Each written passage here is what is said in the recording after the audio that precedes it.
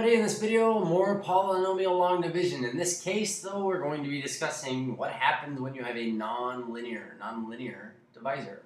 So as you can see already, we have a quadratic divisor, and it wouldn't matter what it was, just in this case, I'm talking non-linear. So let's go ahead and get started. First thing you might notice is that we're not missing really any terms. That is, I'm looking at our dividend, we have an x to the fourth, an x cubed, an x squared, x to the first, and technically an x to the 0, or a constant term. And on our divisor, we have an x squared, x to the first, and a constant term. So as we don't have to fill in any zeros for places, or place value. But going ahead and getting started on this, let's go ahead and make our long division box. Now you might think, oh my goodness, this is just too much. Mr. A. Well, anyways, why can't I write a 4? There it is. Okay, so plus 4x cubed. Well, I'll tell you, it's not that bad. And the fact that we have a nonlinear divisor is going to make our job a little bit shorter, and you'll see that here in a second. But let's go ahead and put this out here. X squared plus 2x's minus 3 constants. So now, going ahead and getting started here.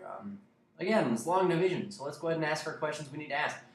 What can we take times this leading term to get it to turn into this leading term? So x squared times what would be 2x to the fourth. In other words, we're asking how many times it goes into it. But we could take x squared times 2x squared to get it to be that. So 2x squared, note that I'm going to write that on top of my negative 5x squared term. We want our x squared to line up. And so now let's go ahead and take this and take it times our divisor. Go ahead and distribute it through. Sorry, I just don't want all that stuff to get in the way. Just reminding you that that's what we're doing.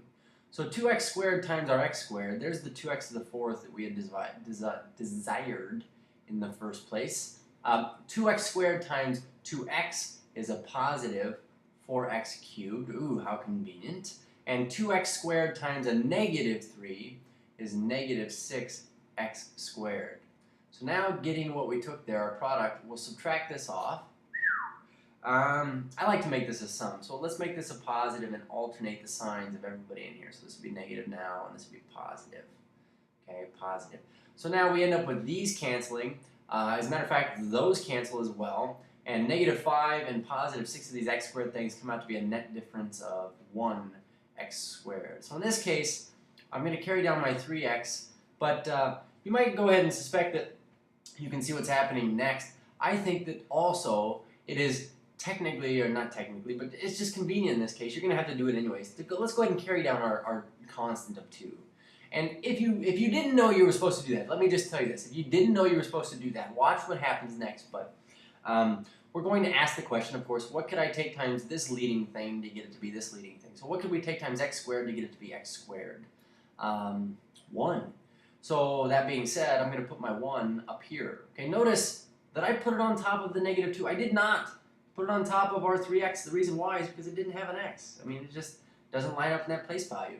So 1 times anything being itself, we'll say 1 times our divisor, just turns out this x squared plus 2x minus 3 thing. So now, remember what I said.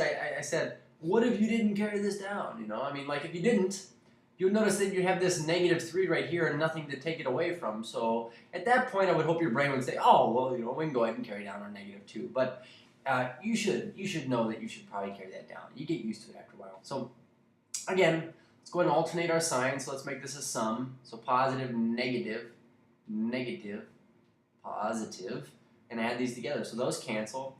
We have a net difference of 1 of these x's, and it looks like we have 1 constant. So of course, as in any other division situation, this is our remainder. So it didn't divide out evenly. That just means that this is not a factor.